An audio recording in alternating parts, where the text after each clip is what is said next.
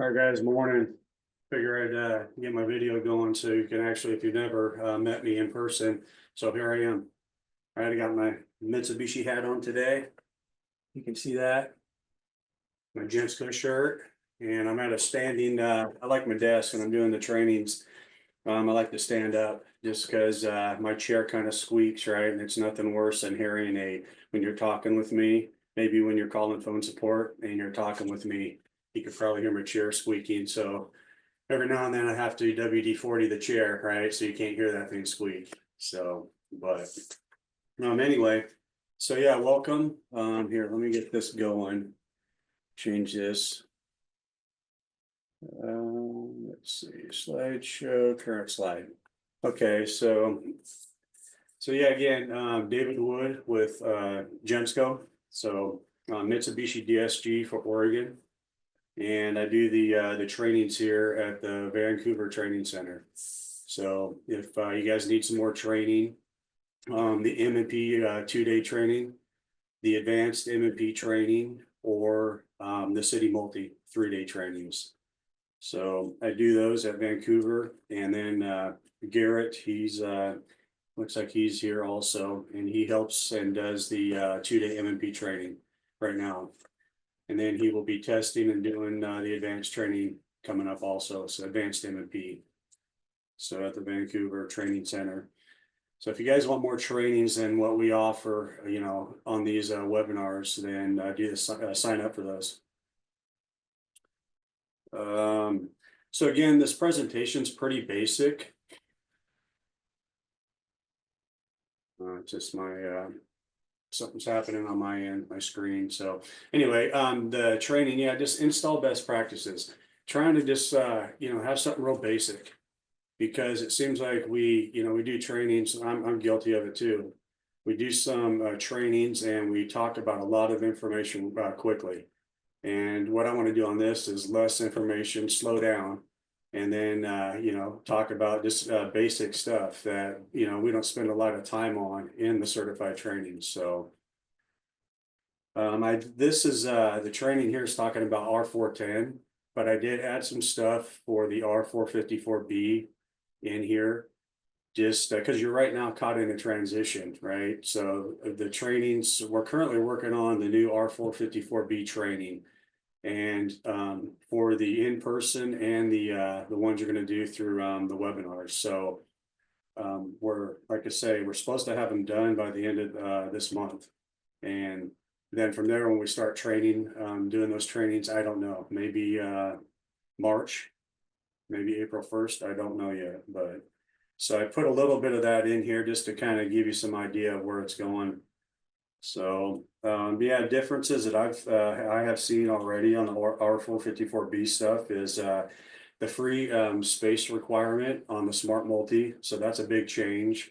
Not going to talk about that today because there's a lot there on what we have to talk about and understand it. So the sensors, right? The refrigerant sensors at the indoor unit.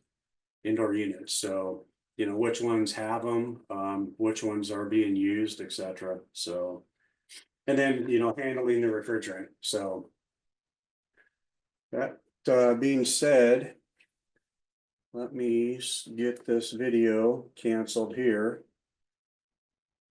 And then if you have questions going forward, just type them in the chat. Maybe Garrett, if he's available, can help answer those. If not, I'll answer them as I can. Okay. Everybody good and can hear me okay? Someone give me a yes, please, in the chat. Let me know I'm not talking to myself, because I've done that before. Talk for about 10 minutes and then realize I was muted.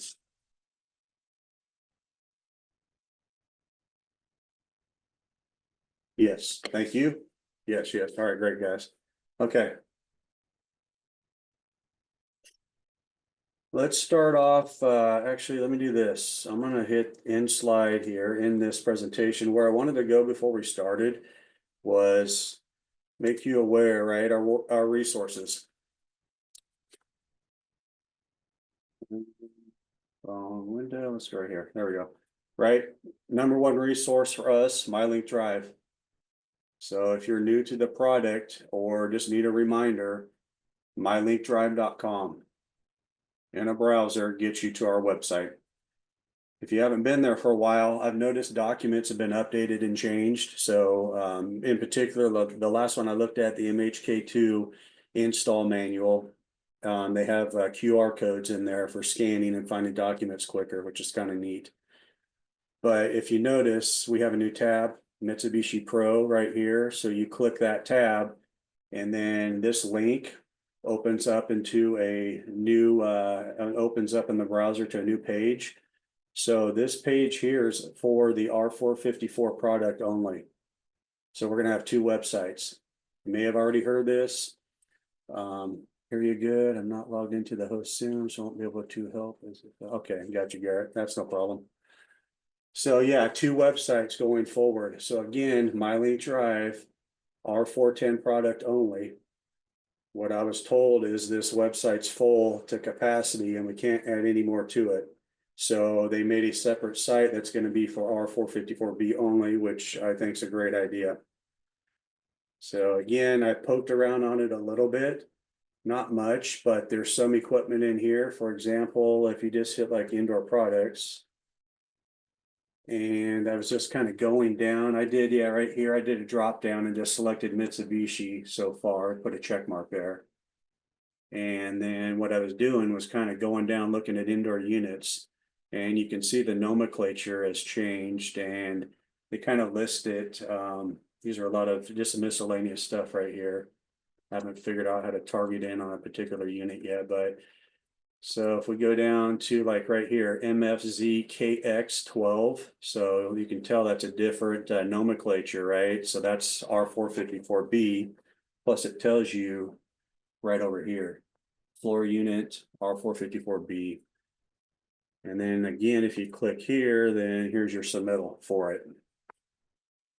So again, they have, some of the equipment that's going R454B is in here, not everything yet, but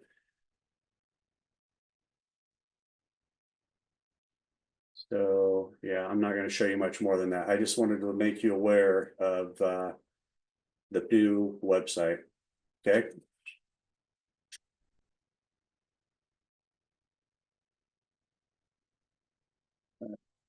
Let's transition back to this. Go from here. Okay. All right, so let me go back. Sorry, best practices, right? And I think what I'm going to do too is I'm going to call this part one. I think I'm going to continue and add and make a part two to it because you'll see at the end where it kind of leaves off, just focusing on, best practices starting from piping on. So the biggest thing is, yeah, what equipment are we installing? So again, if it's a retro or new construction, is going to make a difference because on the retro side, you may have the equipment with you when you start the job. On the new construction side, you're just going out there, maybe pulling line sets and doing drains, stuff like that. So you may not know the equipment, but it'd be a good idea if you did. So what equipment? Cooling only, heat pumps, multi-zone heat pumps. Is it M series? Is it P series? So knowing that way you know what size of lines you're going to be pulling and locations in the home. So again, just a host looking, this is M series equipment, obviously right here. So you can see the host of indoor units we have over here, and then our outdoor equipment, right? Branch box or not. So again, the part of it here is, okay, if we're installing the system, where are the units going to be located in the home? Master bedroom, bedroom 2, bedroom 3, great room, not only location, but, what equipment are we putting in here? So, level surface, distance and the size of the lines, structurally sound, adequate spacing. So all this you need to know up front because again, your line set's going to be, pulled. If I'm thinking new construction in this scenario, where once it's pulled in the walls or however you're doing it, then that's, that location set, right?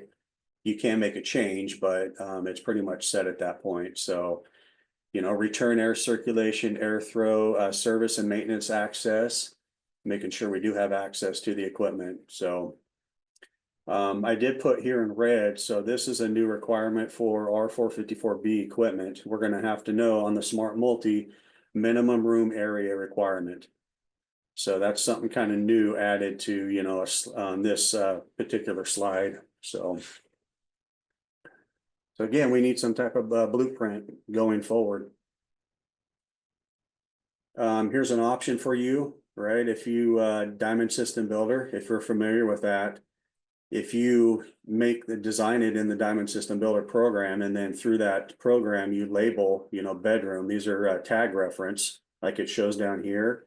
You can label the zones and put like master bedroom. So like this SVZ, I just kind of caught it in I didn't hit OK, so I didn't put the name in there, but I was working on that just to show master bedrooms, the tag reference, living room, bedroom, and then see, it already tells you your line sizing.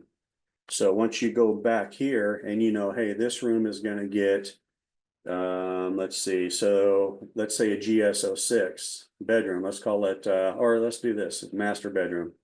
So it's gonna get this air handler.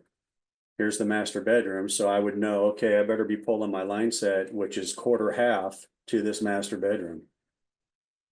Cause it says right here, quarter half. So again, having this, and you can export this as a PDF out of the Diamond System Builder program, and then hand it to your install crew. And then here's your, you know, blueprint of the job. Maybe you guys have a different way you do it, fine, but something's better than nothing. Hear a lot of stories where they're going out there with nothing. So. All right, not only, okay, equipment, pipe sizing, you know, it'd be a good idea to know our piping distances before we, you know, just start pulling lines, you know, based on not knowing our model of equipment, etc. That's where we can get into trouble there. So maximum pipe length for your MXZ Smart Multi units with a branch box, as you can see, here's our models. 36,000 through 60, so 3-ton through 5-ton right here. You know, you have your total piping length, the 492, your farthest piping length, meaning from outdoor unit to the indoor unit. The farthest indoor unit is what they're looking at there. Then farthest piping length after your branch box, which is 82 feet. And then your height difference, like on this unit here, you know, if you're, it depends if the outdoor unit's above or below your branch box and your indoor units. So on this one, yeah, I mean, what I remember, I'm gonna say 165 if the unit's above versus, no, that's City Multi, scratch that. I don't want to guess on that, but yeah, there's a difference. And the last I looked, it was like 30 feet, you know, if it's above or below. So on this unit, just know the Smart Multi, it wants to know for the height difference where the outdoor unit is. And then also these distances can change. So based on what, you know, your indoor units you're connecting to the Smart Multi, it may derate your piping distances based on that. So again, best practices on this system here is use Diamond System Builder. Okay, let's look at, you know, max piping length for this is your ported multi-zones, so no branch box, MXZ-Cs. So here's your standards, and then here's your hyperheat. So again, knowing your total pipe length, 230. On the height difference, you notice it doesn't say above or below, so it doesn't matter in this case. And then your branch, so you're allowed 82 feet per indoor unit on that ported multi-zone. So again, just knowing the distances, right, before you have the equipment is what I'm getting at, so you know and don't exceed these distances.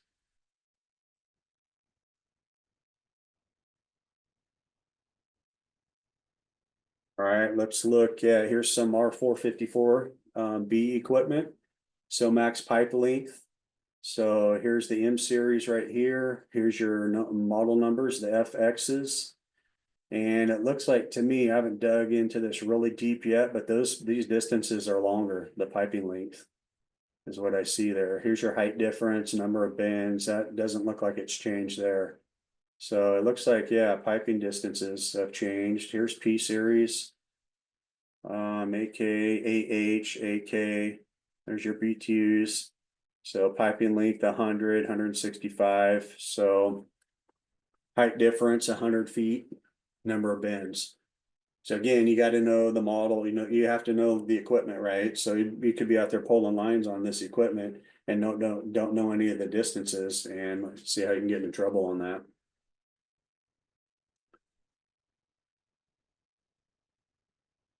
Okay, crimping the end. So this basic stuff right here on the PDM or whatever you're running for your line sets. So, crimping the ends. And again, it's marked every on every foot, right? Every 1 foot it's marked on there so you know your distances. So as you're pulling the PDM, keeping track of that. So and writing it down so you have all those distances as you're pulling it. Then you don't have to go back through at the end and try to guesstimate on, okay, what we do, how many feet was this one and how many feet was this one, etc.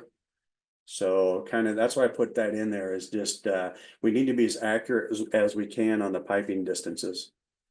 So it needs to be, you got to write that down somewhere, keep track of that. Whatever your plan is, again, I say crimping the ends because if the piping's sitting there open, we know that's a bad thing, right? Debris, moisture, etc. If the piping's left open. So I don't know if, an idea would be if, I don't know if you guys, on new construction or whatever, if you're pressurizing your line sets before you leave.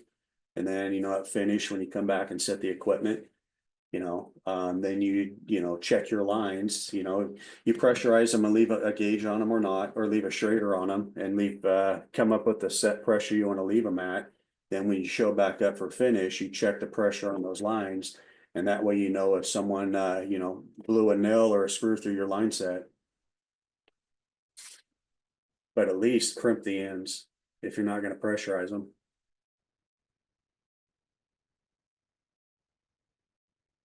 This is new in the installation, the trainings we have. So again, refrigerant piping that is installed inside of a wall or floor space where it passes through joists or studs must be protected by strike plates. Strike plates or other acceptable protective shielding to prevent punctures or other damage.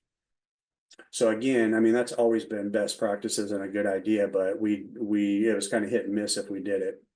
So again, they're stressing that more with the new refrigerant at this point. So I don't know if it's in the installation manual of the equipment, so it'd be something to look at, right? Because if it's in the installation manual, then that could be code. We're gonna have to follow that based on code.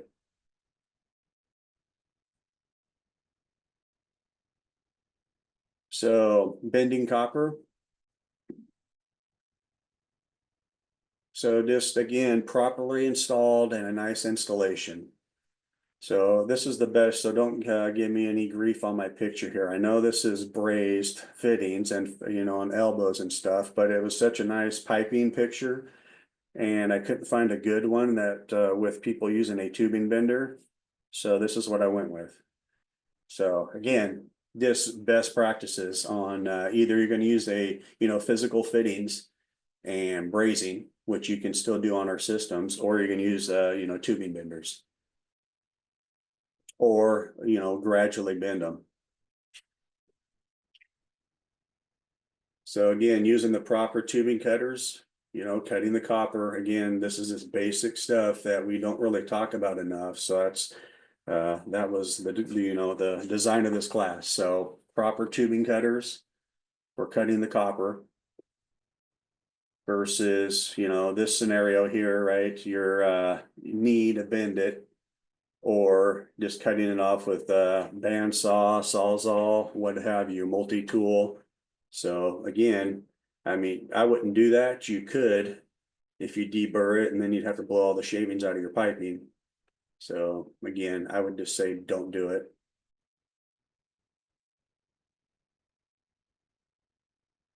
Again, just best practices on how to flare. So found this step, right here, this pretty good process here on, you know, just going through the basic process again. Cleaning the copper and cutting it with a tubing cutter. Don't forget the flare nut. I was just joking with a guy about this. And this is the struggle, right? It's putting the flare nut on before you actually flare it. So step number 2, don't forget that, or you'll have to redo it, of course. Deburring the copper to ensure no shavings enter the line. So the other part of that is big is, you know, it's not as big of a deal now if you're doing flares, but if you were brazing copper and on the smaller diameter copper, like the quarter, you know, when you cut it, and if you didn't deburr that, it just totally, it reduces the diameter of the copper pipe, right?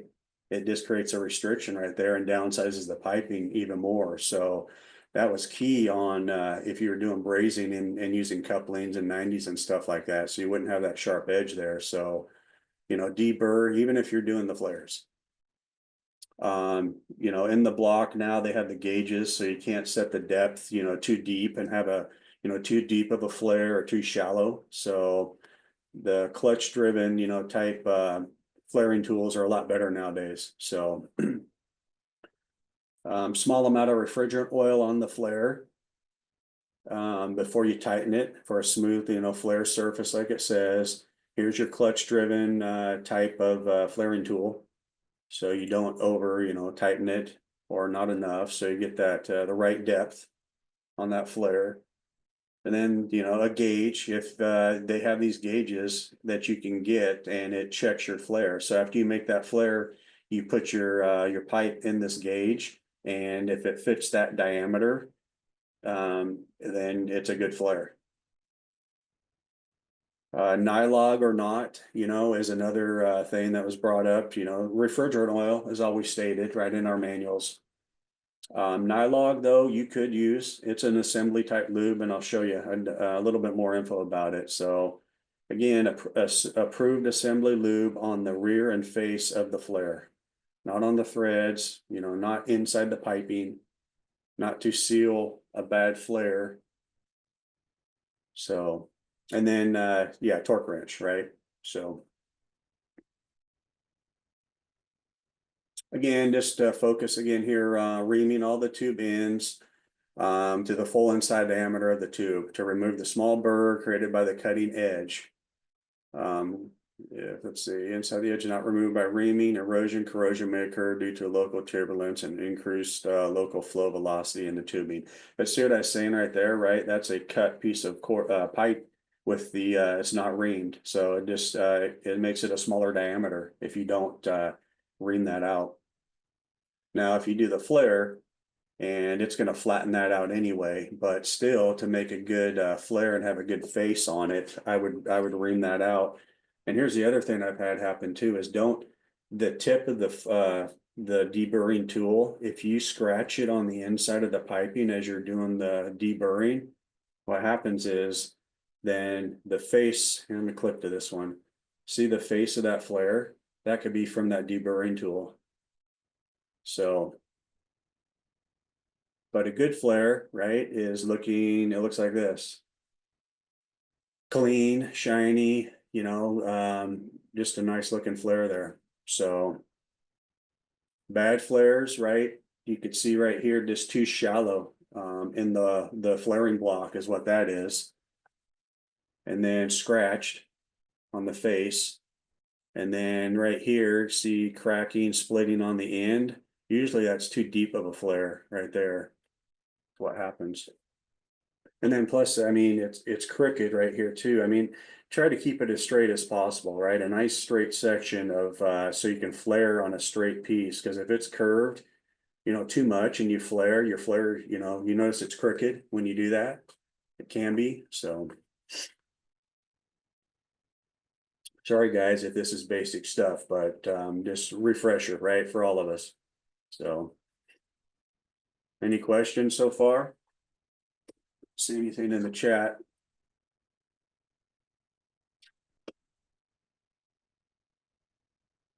Okay, continue on here. So oil the flare or not?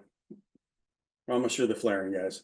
If during the tightening, the mating surface wants to slide, it's easier with oil. So again, they're just showing apply refrigerant machine oil over the entire face and seat, like I was saying. So face and seat, not inside the piping, not on the threads. A small amount of refrigerant oil or Nylag blue, which is compatible with all refrigerants, should be applied to the flare face before tightening the connection. Again, make sure the oil or Nylag does not get onto the threads of the flare, as it will act like a lubricant. And then what happens, right? If it's easy to spin and tighten, if you go to torque that setting down and it's really easy to spin, you'll over torque it, is what happens on that.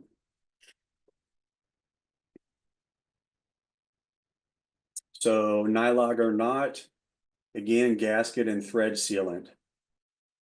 So again, Nylag blue, it's a fluid made from synthetic refrigerant grade compressor oil.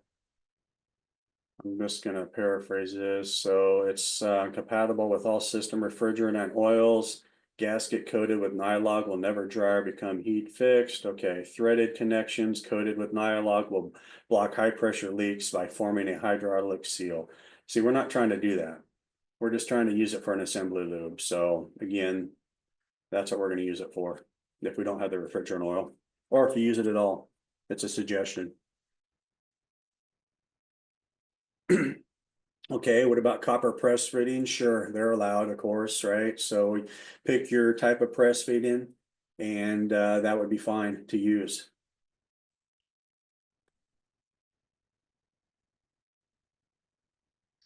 Yeah, the flares. So on the in the install manual, you're going to have to find the torque chart for that, Walter.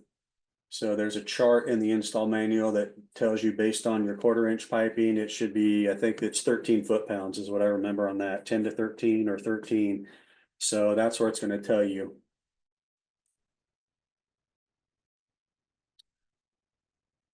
Yep. So yeah, press fittings again, the stand warranty wise on that, it's you know, Mitsubishi, they're allowed. They say you can use them, but again, if it causes a leak in the system, that's on the third party press fittings, right? So it doesn't affect warranty. There's been no issue with that. But again, I mean, there's a batch, what, RectoSeal, was that the quick, those quick fittings that they finally recalled because they were crap and causing failing? So there's a case right there that, you know, not all fittings are bad, but those in particular, they're making a new version of them. I did hear. I don't know if you guys know more about them than I do, but I know they're making like a new, the 2.0 version that doesn't leak. So press in fittings. I don't know about the press ins, you know, I like brazed fittings, fine, you know, flares. Okay. The press fitting tools, you know, yeah, there's been a few issues with those too. So, but okay, so we get everything piped, right? So we know kind of leading to, okay, we have it piped, we have all our line sets pulled, you know, the right sizing, you know, strapped, etc. Now we're gonna do leak testing. So again, leak solution at 600 PSI for 60 minutes. That's an option to what's recommended if you come to our trainings or what's stated in the book, 24 hours. So I get it. I'm being realistic. You know, these one-to-one systems that you're doing, those are, you can do 2 of those jobs in one day or one a day. So you don't have 24 hours. So if you don't have the 24 hours, then again, at 600 PSI, with a solution on them within 5 minutes, 10 maybe max, I would say 5. Staying at the flare, right? I say don't leave the flare fitting, spray them down and just wait there, because if you let that dry and come back, then it's tough to tell. And then I used to have a mirror with me. I would mirror inspect them on the back side that I couldn't see. So spray that down at 600 PSI. Within 5 minutes, you should be able to see micro bubbles if there's a leak there. And I would always recommend, you know, every fitting you do, because flares are a stupid fitting, right? You could think you can do them right, and then, you know, it leaks. So that's a recommendation for that. if you don't have that 24 hours. So it passes that. Well, here's another option. Go back here. So again, if you can pipe, get the outdoor unit set, indoor unit set, get the piping done first, get it on pressure right away, then do all your other stuff later, then it's staying on that pressure test longer too. Rather than, doing piping at 3 o'clock in the afternoon, and then you're scrambling to do pressure test, evacuation, add the charge and get done for the day, so something to think about. Okay, then we're down to vacuum. So the requirement for the vacuum is 500 microns or below for 60 minutes. And again, I did read an R454 manual recently, just a little bit of it. What I did see in there was the same, but I did see, and I always recommended this also, is having a separate micron gauge and not using the micron gauge in your manifold set. So doing a separate micron gauge is recommended. So big thing is stopping oil contamination to your micron gauge so it works properly. So again, if it can pass the pressure testing and then the vacuum, good chance that that thing is no leaks, dry system. If you're doing this, holding the 500 microns for 60 minutes.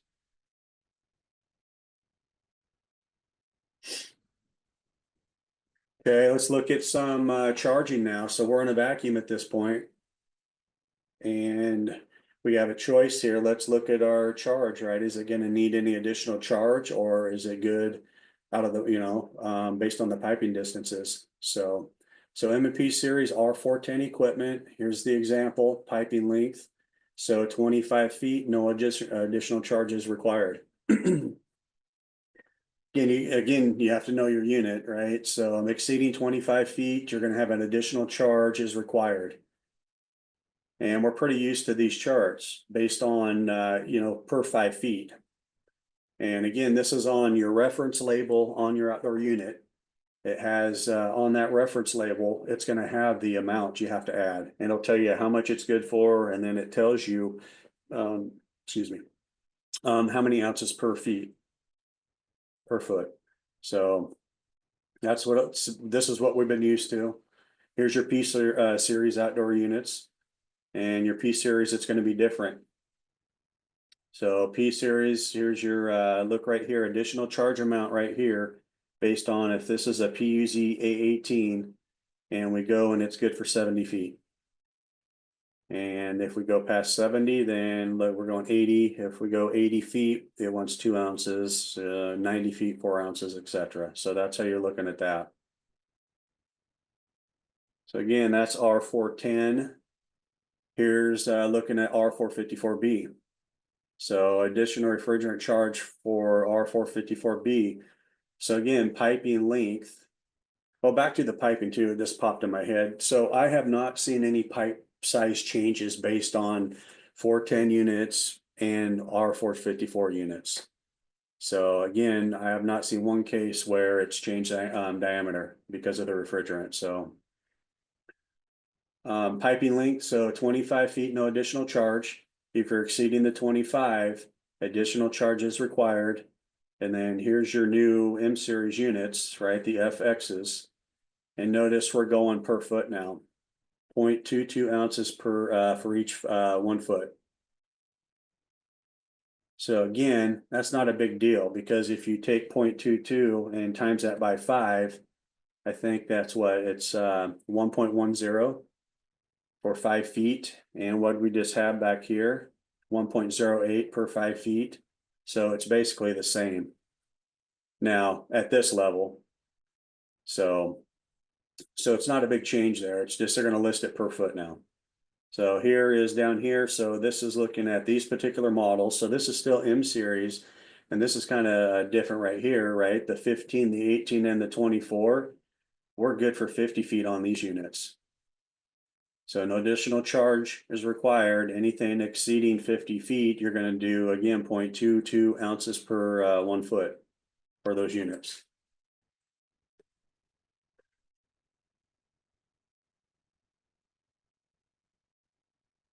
right? So again, since we're in the vacuum, like I say, this is time to get our additional charge in the system. It's easier to do. It's either you're going to get it in while it's running, or you do it while it's under a vacuum. So you may get all the charge in under a vacuum, you may not.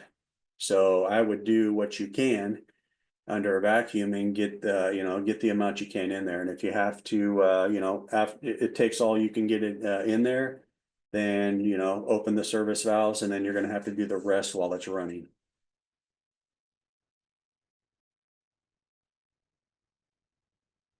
And again, just an overall snapshot, right, of just a ductless mini split, the cycle.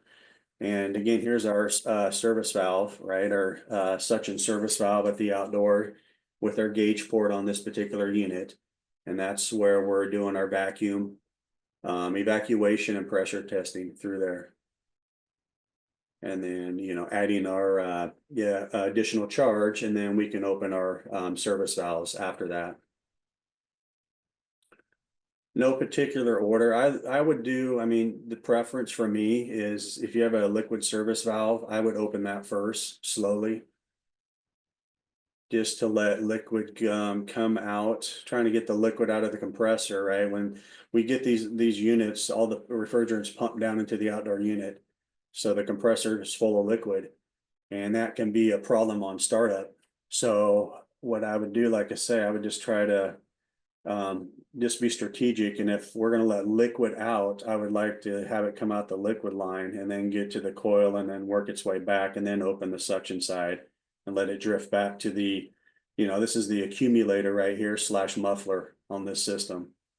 So just trying to, like I say, we got to get that liquid out of the compressor, and that I got something about that coming up too on a new system.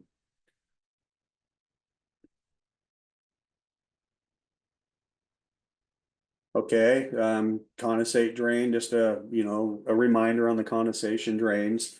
So don't forget, it's either going to be gravity or it's going to be a internal lift pump, depends on the unit. So just the best practices on it, right here, just maximum downward slope out of the unit. If you're doing, this is obviously a wall unit right here in this scenario. Here's your wall penetration directly outside, versus, having it just loop over the line set, or, remember that flexible, they still may have it. I think it was it Diversitech that had that flexible drain tubing at the time? So, which was fine if you're going, right out and down like this. But if you're going horizontal and you didn't keep it at the bottom of your, your speed channel or your line height or whatever you're using, then yeah, you could have those air traps like that.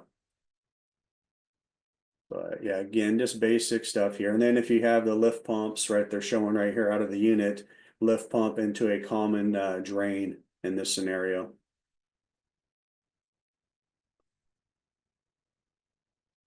And again, internal, if you're using the internal pump, depending on the unit, remember those lift requirements are not all the same. So here's your unit, and here's using the lift pump, right, and your drain line. So they could be talking from the bottom of the unit, they could be talking from the ceiling plane, top of the unit. So here's the chart. SLZ, that's the M series 4-way cassette unit, and you can see this one roughly 20 inches or less is what they're saying from the ceiling plane. So that would be like, yeah, ceiling plane. So what you do, right, you're using that lift pump and you're coming out of it immediately, you're 90ing right away, and you're getting your vertical. And then you get into your gravity drain and let the gravity take over at that point. So again, don't extend your piping out this far and 90 way out here, and then do your vertical. Because again, we want to get, it's an internal lift pump, it's not a condensate pump. So we have limitations on that. So again, know those limitations. So install manual under the drain section, condensate drain piping section, it'll show you this same chart, just like this. And it's going to have, it won't show you this, but it'll show you your, for that particular unit, it's going to show you the max. So.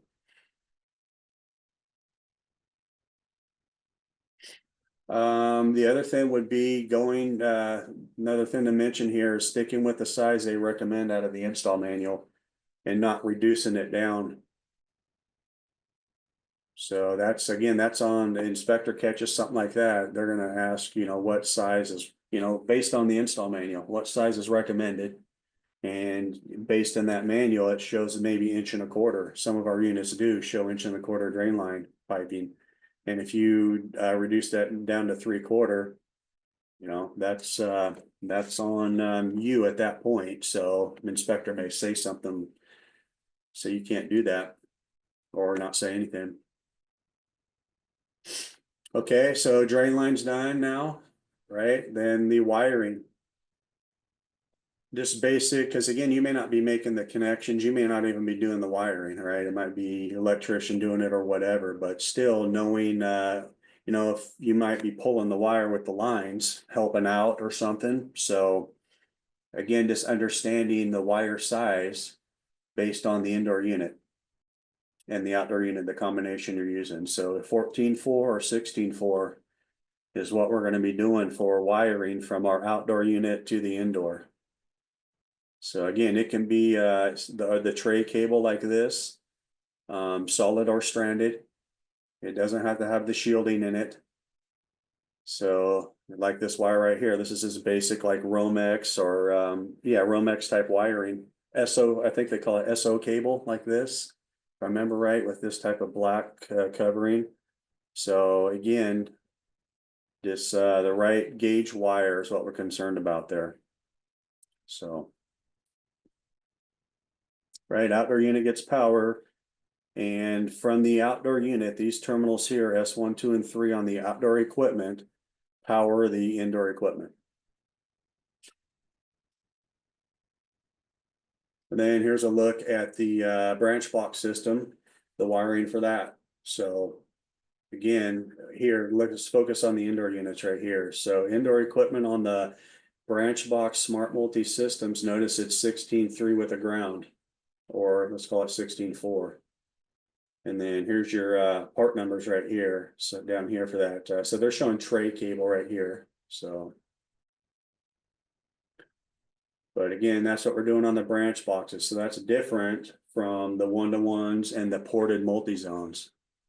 Let me go back here one click. Right here, 1-to-1s, 14 gauge wire, ported multi-zone, 14. Smart multi right here. So. And again, if you're doing this system, right, your M-net wire you need for this from outdoor unit to branch box, that's our 16.2 shielded stranded. So that, and then power wire from outdoor unit to branch box. I know this is install basics, but it's nice to know, right, the wiring differences on these, so. And then just end on the preheat. So remember liquid in the compressor, right? So this is a document, and this is out of the service manual. They talk about preheat. So again, reports of new units not starting and displaying a 2 flash error. So over amp or a current sensing error. This error can also show up on existing systems after refrigerant repairs and recharging. Right, new compressor put in, you throw, the refrigerant back in the system, anywhere from, 3 pounds to the smart multis with the branch box, you could be 25 pounds of refrigerant. So that's a lot. So you're going to get liquid in the compressor at that point. Chance that it will throw an overcurrent error. So the installation, let's see, the error can show up in existing system, and recharging are complete. In the maintenance section, the installation manual states charge the liquid refrigerant all at once may cause the compressor to be locked up. 2 items missing in the installation manual related to this issue: power must be turned on 12 hours before startup, and preheat crankcase settings need to be turned on.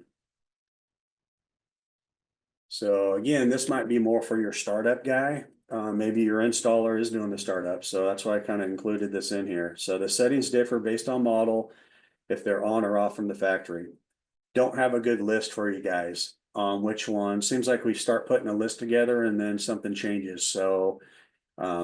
We don't have a good list, so you're gonna have to check. So again, unfortunately, it's gonna be the service manual. It doesn't come in the install manual. And what you get with the equipment is the install manual. You don't get the service manual. So you're gonna have to go to MyLink Drive in the service manual and then look for service functions. Under service functions, it'll tell you about the preheat setting, and it'll tell you if it's activated or not from the factory.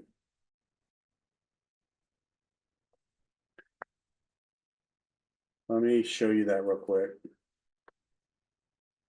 Because not all units, like I say, have it. I'm gonna go to MyLink Drive. I'll show you an example. You would think a Hyperheat outdoor unit would have it enabled, right? It makes sense. Low ambient unit installed, mostly used in a a Hyperheat unit, sorry, installed in a low ambient application. You would think it's, ready to go and preheat set. Well, assuming, right, gets us in trouble. So M series. Here's the Hyperheat system right here, the FS 1-to-1. I'll pick the 12. Service manual.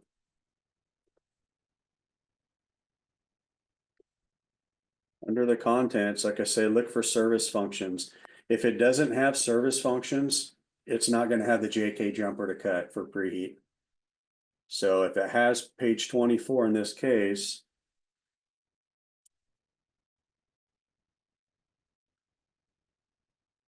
here's that page I was just showing you.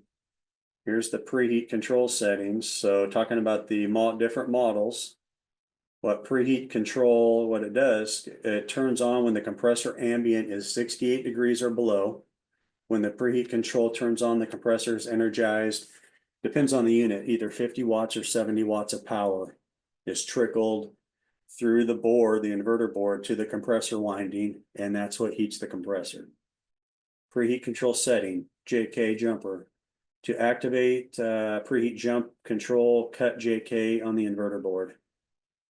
Off. To deactivate it, you solder it back on, meaning that's, it's not cut, obviously, right? And then here it is, JK soldered, initial setting. And then you have to cut it to activate it. So again, showing you that on a Hyperheat 1-to-1 system, it's not activated from the factory. You have to cut that jumper. But that's where you find it. And unfortunately, you're going to have to do that for, each system you're on, or, you could reach out to support, text us right at our support number, and then just say, hey, I'm working on this model. Can you just tell me real quick if this is the preheat's enabled or not? And we can help you out. But the goal is to make you more self-sufficient and just show you where the information's at so you can look it up. Saves us a call into support, right? So.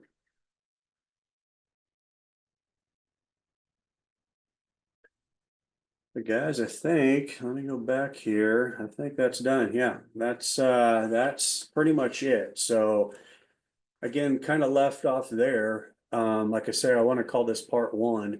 I'm thinking part 2 would pick up and take off from controls, right? And start setting controls up and getting the unit running and go that direction. But Anthony, let's see what if the unit has a JK, is there a time where it isn't cut? Well, back to, if I'm following you, Anthony, so well, okay, gotcha. Yeah, well, Arizona, Texas, Florida, right, would be places where I would see you wouldn't need to cut it, I guess. So depends I don't know the low temperatures in those areas, right? So I don't have a good number. Let's say maybe if we're 32 degrees or colder and we have a chance of getting that in the winter time, maybe that's a good temperature to enable it. It's set anytime below 68 degrees. I mean, could you do it like if you're going to be, that's pretty much covers everywhere, I think, right? At night, you can get down to 68 everywhere. And then if you had it cut, it would work, it would be in use, right? So Did that answer the question?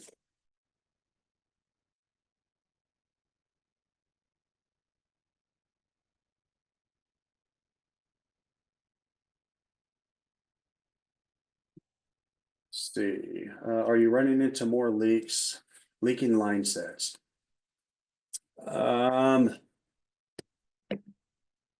So like manufacturing issues, like on certain brands of line sets, Corey, is that where you're going with that?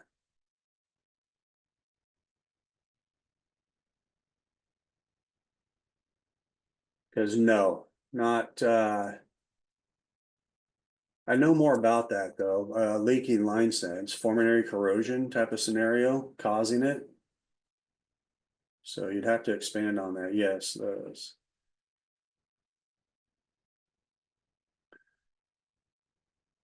Um, there is best practices on the PDM and the insulation.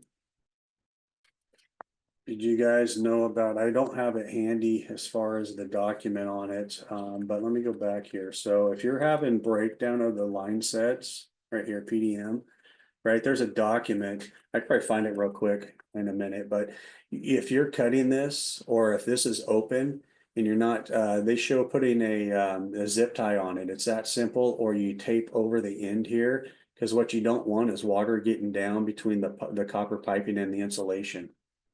And when that happens, so via it breaks down this on the PDM, it breaks down the coating on this, and this plastic's a VOC. So a VOC, air and water, it corrodes your copper and breaks it down, and you'll have leaks in it. Now, not all of the insulation was like that, but this type right here, it was. There's a guy on YouTube, AC Service Tech. He does a good video, 10-minute video on that process and the cause of it. So, but no, to your question, to answer your question, so no, that's the only time I've seen the issue on the line set. So, gotta go. Stein is in the mood. Is that Chris Stein?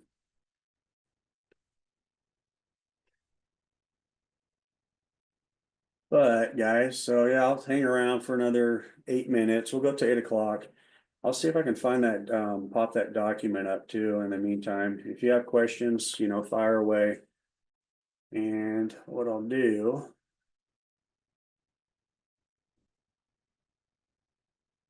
Bring this over here. See if I can find it here buried in all these files here. So maybe it's under PDM.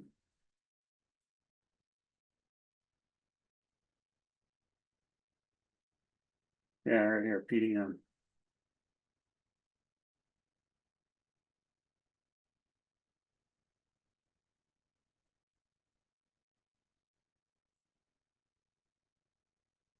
Yeah, there was the document, guys, on the PDM and the problem with it. So termination can be made with tube and horizontal verticalization with insulation facing down, never vertical with insulation exposed. You have Venturi tape, seal the skin. So again, what they're trying to prevent is the air and moisture, right? You're gonna have moisture, right? We're gonna have natural condensation. And we don't want the PDM, the poly plastic breaking down and getting under there with air. And that's what causes that to break down. Can I zoom in? Yeah.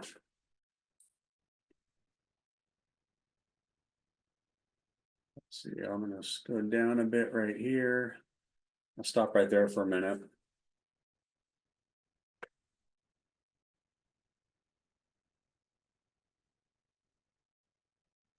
Why not wrap if it's vertical? Yeah, that I don't know on that. What I have, the videos I've watched, it's wrapped anyway, right? So you don't want, obviously, if it's vertical, we're gonna have moisture and water coming down from the top like this, so.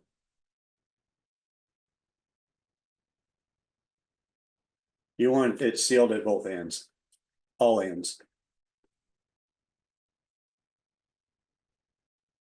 And we go down a little bit more now here.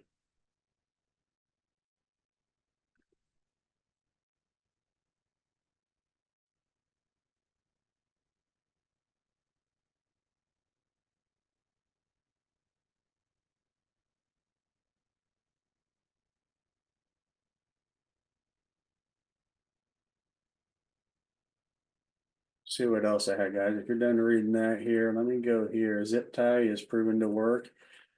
I would probably tape it. I think I did see before where they were showing a zip tie also. And I mean, I think they were just looking for like a simple fix and say, yeah, zip tie'd work, but I would do the taping. That's what I would do. Because what happens, I mean, long term is what you'll see is the copper starts turning black. I don't know if you've been up like on rooftop areas and see lines set that's exposed to the weather. And if you see like this PDM and you know how when you cut it, it kind of shrinks back and exposes copper. And you see your copper turning black. That's the signs of it right there, the start of it.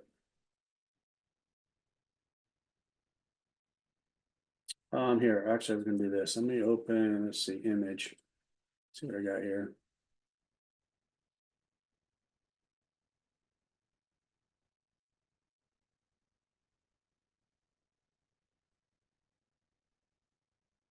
Yeah, here we go.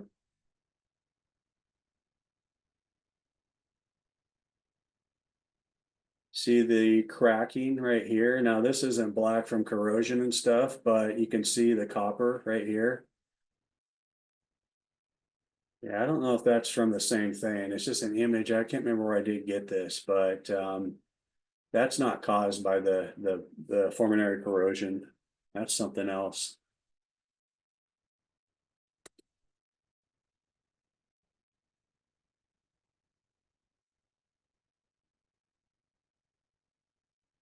All right, guys. So like I say, any other questions at this point?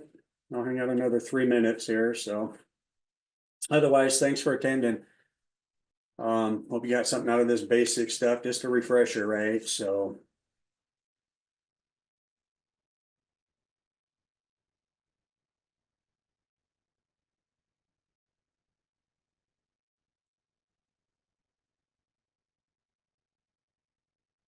See if I can find my guys that are hanging around. Let me see if I can find my AC service tech guy that talks about that. Actually, he's good. I like the guy. He talks about a lot of good stuff. Vacuum, different methods for doing evacuations without gauges and stuff.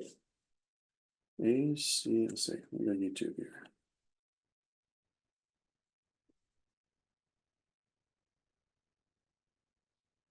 AC service tech. Tech, AC tech, there we go.